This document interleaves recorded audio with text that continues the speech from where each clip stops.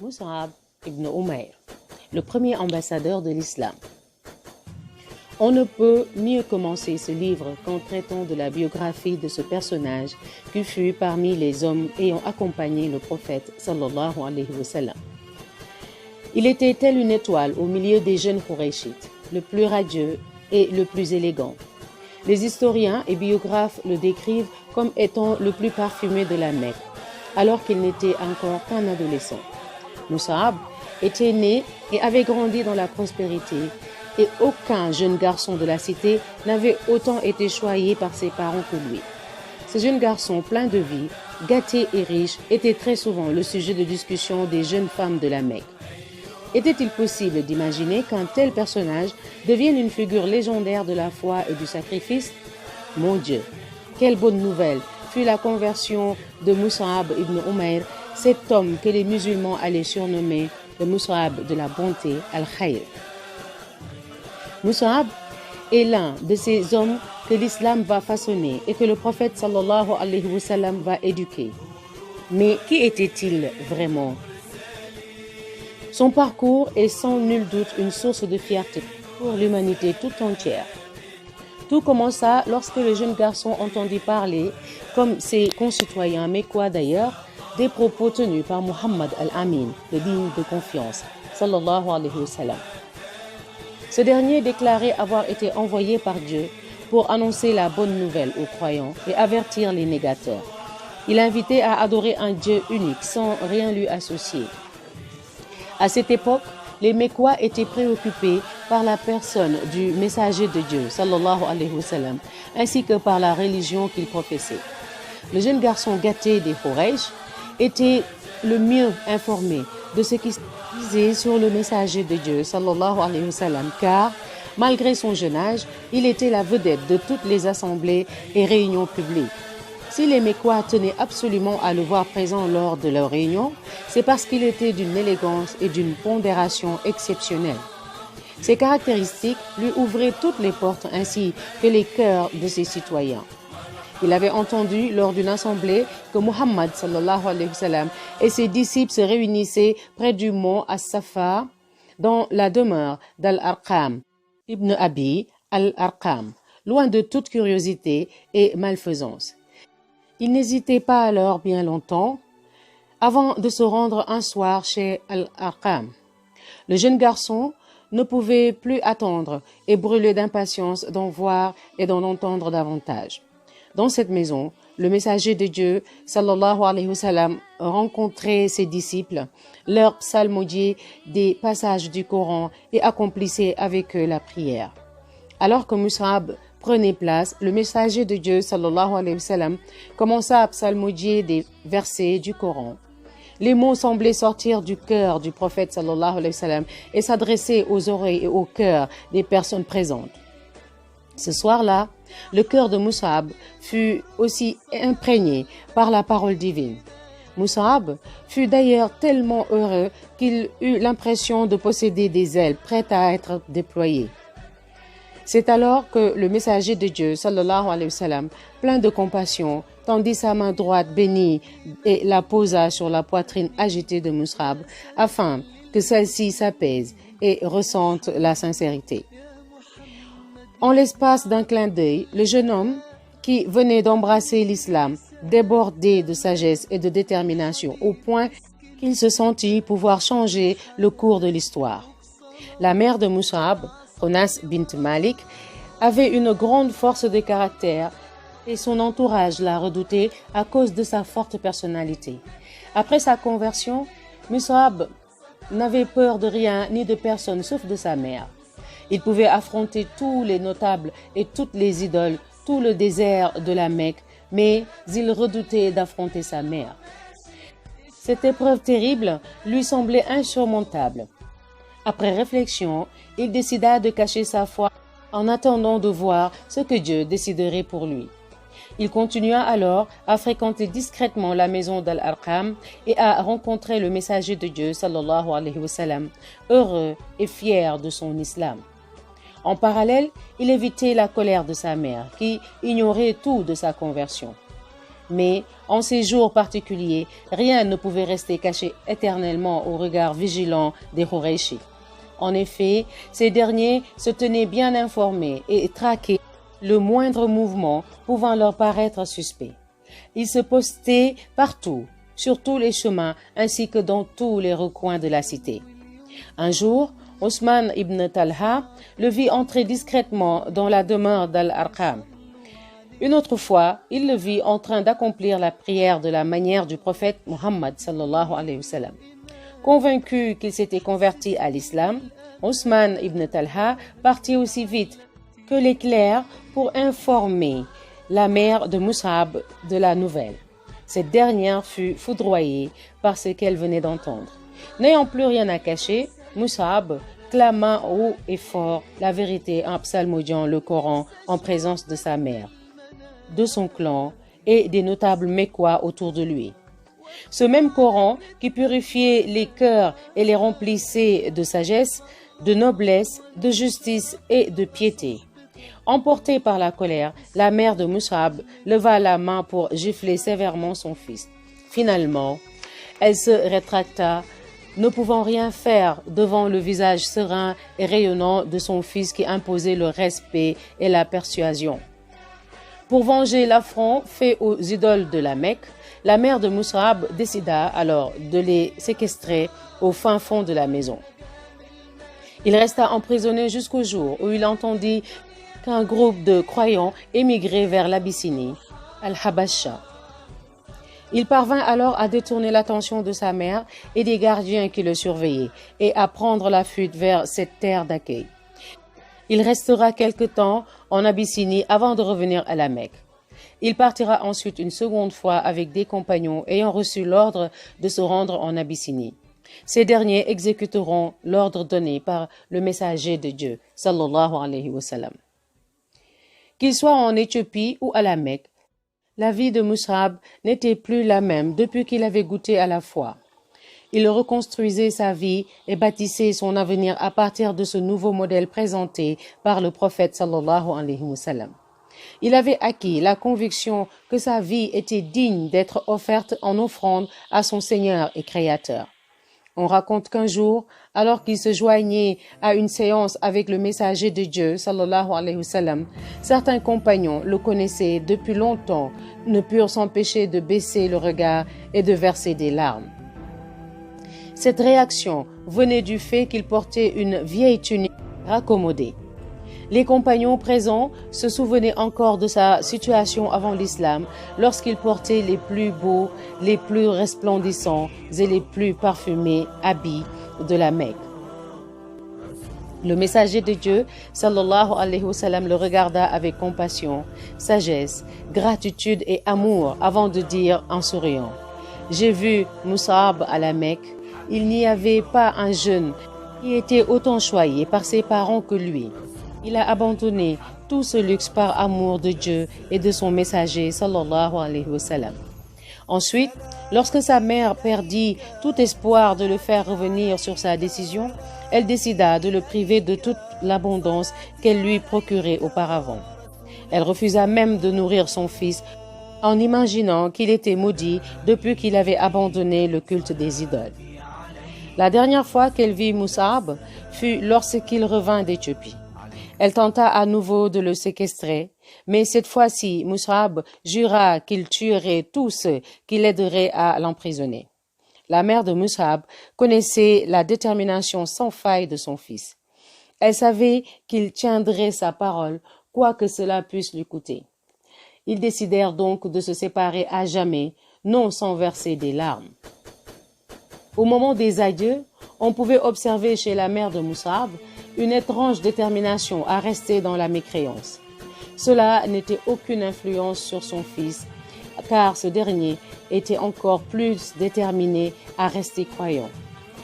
En le chassant de chez elle, la mère de Mus'ab cria: « Va-t'en, je ne suis plus ta mère. » Il s'approcha alors d'elle et lui dit: « Ô mère, je ne souhaite que te conseiller. J'ai pour toi de la compassion. Atteste donc qu'il n'y a d'autre divinité que Dieu et que Mohammed est son serviteur et son messager. » Prise de colère, elle lui répondit sur un ton surexcité, « Je jure par les étoiles qui transpercent les ténèbres, je n'adhérerai jamais à ta religion. En agissant de la sorte, mon jugement serait discrédité et ma raison traitée de faible. » Mus'ab préféra donc quitter sa vie luxueuse pour vivre dans l'austérité et l'indigence. Le jeune homme élégant et parfumé que l'on connaissait ne portait maintenant plus que de vieux habits, ne mangeait que rarement et passait des journées tout entières sans se nourrir. En parallèle à tout cela, sa foi sublime rendait son âme gracieuse, la lumière de Dieu rendait son âme resplendissante. Il devenait un homme nouveau. Mus'ab suscitait un respect total et sa majesté imposait la crainte chez son interlocuteur. C'est cet homme que le messager de Dieu sallallahu alayhi wa sallam choisira pour une mission des plus importantes, être son ambassadeur à Médine. Mus'ab aurait pour mission d'initier à l'islam les Médinois s'étant convertis et ayant prêté allégeance à Al-Aqaba. Il devrait aussi prêcher et convaincre les autres Médinois de se convertir. Enfin, il devrait préparer le terrain à la venue du messager de Dieu, sallallahu alayhi wa sallam, et de ses compagnons. À cette époque, certains compagnons étaient plus âgés que lui, plus influents et même plus proches du messager de Dieu, sallallahu alayhi wa sallam, en termes de parenté. Ce dernier choisit toutefois Mus'ab de la bonté, al-Khair, tout en ayant conscience qu'il lui confiait une lourde responsabilité et mettait entre ses mains l'avenir de l'islam à Médine, qui serait très prochainement la terre d'émigration, Hijra, le centre d'où partiraient les prédicateurs, les annonciateurs de bonnes nouvelles, ainsi que les combattants. Mus'ab assuma cette lourde responsabilité en s'appuyant et en s'aidant de l'intelligence et du bon comportement que Dieu lui avait octroyé. Il réussit à conquérir les cœurs des Médinois grâce à son ascétisme et son désintéressement du profit et de sa sincérité. Les Médinois entrèrent ainsi dans la religion de Dieu en masse. À son arrivée à Médine, il n'y avait que 12 musulmans. Il s'agit de ceux qui avaient prêté allégeance au messager de Dieu, sallallahu alayhi wa sallam, à la Mecque, plus précisément à Al-Aqaba. À peine quelques mois plus tard, les habitants de Médine répondaient positivement à l'appel de Dieu et de son messager, sallallahu alayhi wa sallam. L'année suivante, lors de la saison du pèlerinage, les musulmans de Médine enverront une nouvelle délégation à Al-Aqaba pour rencontrer le messager de Dieu, sallallahu alayhi wa sallam. Celle-ci sera composée de 70 personnes, entre croyants et croyantes. Ils se présenteront au messager de Dieu, sallallahu alayhi wa sallam, avec à leur tête Mus'ab ibn Umayr, leur éducateur, mais aussi le délégué du prophète, sallallahu alayhi wa sallam. Par sa finesse d'esprit et sa bienfaisance, Mus'ab nous donne ici la preuve que le messager de Dieu, sallallahu alayhi wa sallam, sait faire les choix les plus pertinents. Mus'ab a très bien assimilé la mission qui lui a été confiée et il s'en est tenu à cela. Il a compris que son rôle était d'inviter les gens à Dieu et de leur annoncer la bonne nouvelle que Dieu leur avait révélé une religion, les invitant à la guider et au droit chemin. Mus'ab avait compris qu'il était le messager du prophète sallallahu alayhi wa sallam, en qui il avait foi, et que son rôle consistait seulement à transmettre le message.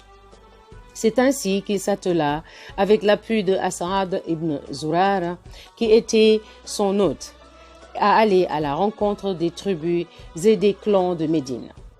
Mus'ab se rendait même dans les réunions publiques.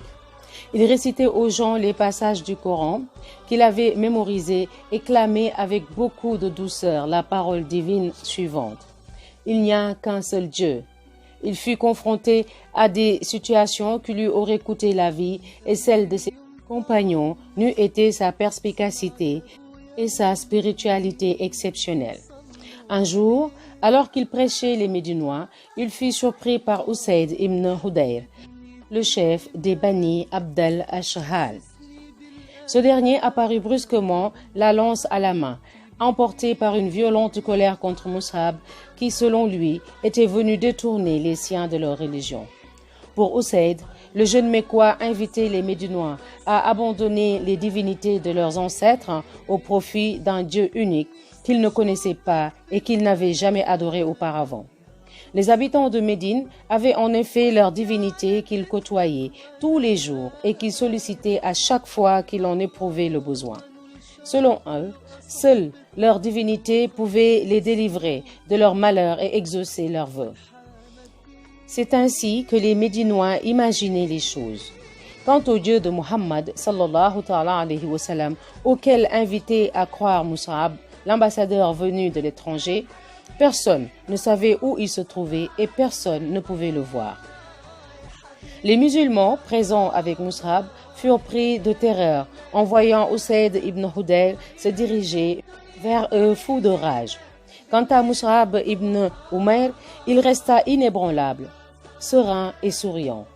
Usayd s'adressa alors à Mus'ab et à As'ad ibn Zurara en ces termes.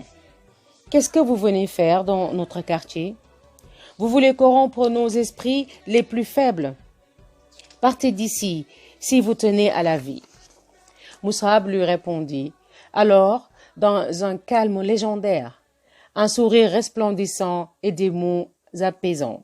Il dit, « Si tu t'asseyais pour écouter, si ce que tu entends te satisfait, alors tu l'accepteras. Si les propos que nous tenons te déplaisent, alors nous nous en abstiendrons. » Voici une belle manière d'engager une discussion dont l'aboutissement ne peut être que bénéfique pour tous. Usayd était un homme sagace et intelligent. Il ne pouvait refuser l'offre que lui faisait Mus'ab de se référer à sa conscience. D'ailleurs, il ne l'invitait qu'à écouter simplement son message et à agir en conséquence. S'il réussissait à le convaincre, il le laisserait dans ses convictions. S'il échouait, Mus'ab quitterait leur quartier et s'éloignerait de leur clan pour un autre quartier de la cité, sans que cela ne puisse engendrer de mal pour lui et sans qu'il porte lui-même préjudice à autrui. Usayd répondit à cette proposition en disant « Tu as été équitable ». Il jeta sa lance par terre et s'assied pour écouter. Aussitôt que Mus'ab se mit à lire le Coran et à expliquer la nature de la religion professée par Muhammad ibn Abdullah sallallahu ta'ala alayhi wa sallam, le visage de Usayd devint rayonnant. Son visage ne cessait de s'illuminer à l'écoute des belles paroles prononcées par Mus'ab. À peine eut-il terminé qu'Usayd lui dit « Il n'y a pas plus belle parole et plus véridique que celle-ci. Comment fait-on pour adhérer à cette religion ?» Les croyants exprimèrent leur joie avec tellement de fracas que le sol se mit à vibrer. Mus'ab lui dit alors, « Celui qui veut adhérer à l'islam doit purifier ses habits et son corps. Ensuite, il doit témoigner qu'il n'y a d'autre divinité que Dieu. » Usayd se retira alors pour un instant, puis revint après, les cheveux tout trempés. Il prononça ensuite la profession de foi en disant « Il n'y a d'autre divinité que Dieu et Mohammed est son messager. » La nouvelle de la conversion d'Usayd s'était rapidement propagée à Médine. Sa'd ibn Mu'adh vint alors à son tour écouter Mus'ab. Comme Usayd, il fut convaincu par les paroles qu'il venait d'entendre et embrassa l'islam à son tour. Ensuite, ce fut Sa'd ibn Ubada qui se convertit à l'islam. Les habitants de Médine se dirent les uns aux autres, si Usayd ibn Hudayr, Sa'd ibn Mu'adh et Sa'd ibn Ubada sont devenus musulmans, pourquoi donc tarder à nous convertir à notre tour? Allons trouver Mus'ab et croyons en son message. Il affirme que seule la vérité sort de sa bouche. Cette histoire démontre que le premier ambassadeur de l'islam a certes obtenu un succès exceptionnel et mérité. Quelques années plus tard, le messager de Dieu, sallallahu alayhi wa sallam, avait émigré à Médine avec ses compagnons. Quant aux Qurayshites, ils avaient encore de la rancune dans leur poitrine et juraient de continuer à se montrer hostiles envers les serviteurs pieux de Dieu. C'est ainsi qu'aura lieu la bataille de Badr, durant laquelle les associateurs subiront une défaite cuisante L'année suivante aura lieu la bataille de Uhud. Les musulmans seront bien préparés pour cette bataille. Debout au centre de l'armée, le messager de Dieu sallallahu alayhi wa sallam chercha le compagnon à qui confier l'étendard. Le prophète sallallahu alayhi wa sallam choisira pour cette mission Mus'ab, le bon al-Khayr. Alors que la bataille sera lancée et que le combat atteindra son paroxysme, les archères violeront les consignes du messager de Dieu sallallahu alayhi wa sallam en quittant leur position sur le monticule. Ils agiront de la sorte lorsqu'ils verront les associateurs battre en retraite. Cette attitude des archères transformera alors la victoire des musulmans en défaite. En effet, ces derniers seront surpris par la cavalerie Qurayshite qui les assaillera de part et d'autre du monticule. Lorsque les Qurayshites remarqueront le chaos et la frayeur dans les rangs des musulmans, ils concentreront leurs forces sur le messager de Dieu sallallahu alayhi wa sallam afin de le capturer. Comprenant le danger, Mus'ab ibn Umayr lèvera très haut le drapeau et criera de toutes ses forces « Dieu est le plus grand ». Il se jettera ensuite dans la mêlée et attaquera avec virulence l'ennemi afin d'attirer son attention vers lui et le distraire. Mus'ab souhaitait préserver le messager de Dieu sallallahu alayhi wa sallam du danger qui le guettait. Il attaqua seul l'ennemi avec courage et conviction.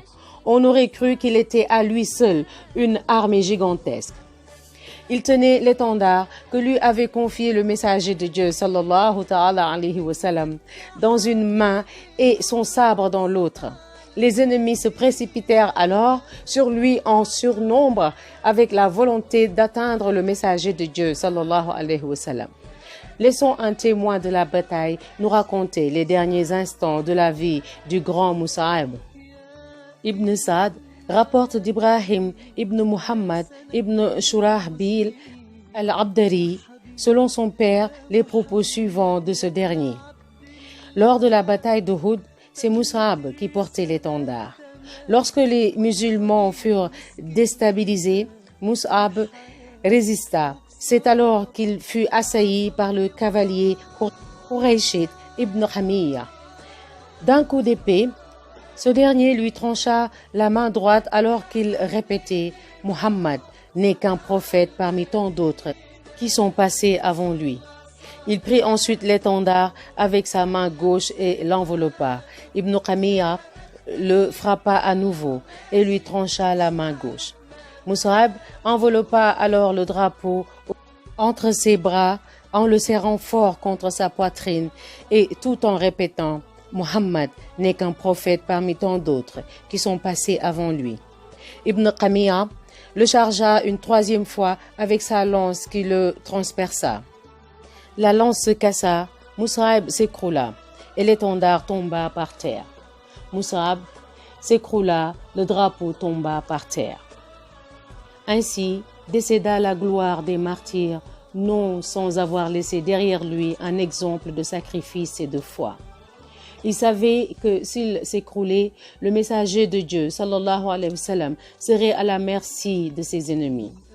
Il serait conforté à l'éventuelle disparition du messager de Dieu, sallallahu alayhi wa sallam, en répétant après chaque coup reçu, « Muhammad n'est qu'un prophète parmi tant d'autres qui sont passés avant lui ». Cette parole deviendra par la suite un verset du Coran que l'on ne cesse de réciter jusqu'à aujourd'hui.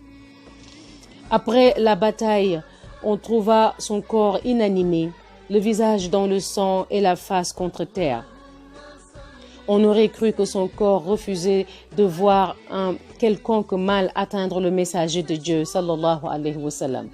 C'est comme s'il ressentait de la peine ou de la honte d'être tombé martyr avant de s'être assuré que le messager de Dieu, sallallahu alayhi wa sallam, était bien sain et sauf et qu'il avait par conséquent bien accompli sa mission consistant à le défendre.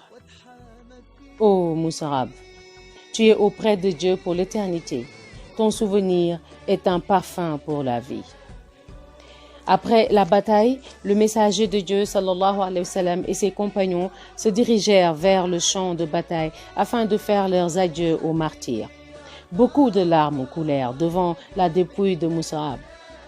Khabbab ibn al-Arat rapporte: nous avions émigré avec le prophète sallallahu alayhi wa sallam pour gagner la satisfaction de Dieu et notre récompense lui incombait. Certains d'entre nous étaient morts sans rien avoir reçu de ce bas monde. Mus'ab ibn Umayr faisait partie d'eux.